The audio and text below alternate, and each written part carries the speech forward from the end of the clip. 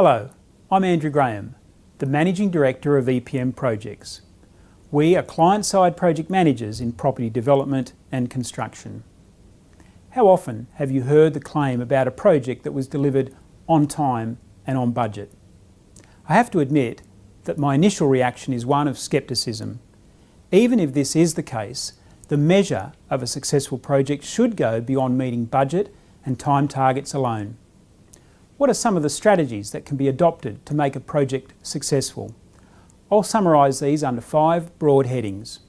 1. Project fundamentals. Careful, upfront due diligence is critical to setting a project on a firm foundation. It enables reliably informed decisions at the outset about things such as scope, cost and time, how competing priorities are to be managed, and how the project is to be delivered to mitigate risk. 2. Organisation and resources.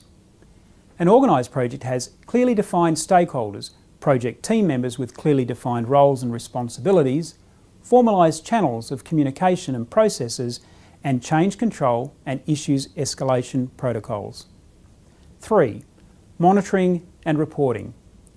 You may have heard the maxim, "What gets measured gets done," attributed to Peter Drucker. A project that is regularly and systematically measured against the project fundamentals is far more likely to be a success. 4. Procurement strategy. No doubt you've experienced the difficulty and frustration of obtaining planning approvals. Expert consideration can identify ways in which approvals can be obtained that can save considerable effort, time and cost.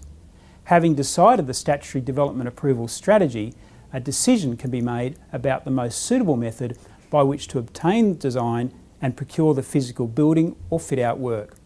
There are many. Each method carries with it a certain amount of risk. The chosen method should reflect a deliberate decision about who is best placed to manage the risk.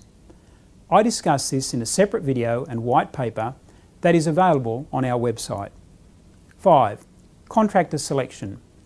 85 to 90% of the cost of a project is spent through the contractor. Therefore, the contractor presents the single largest project risk.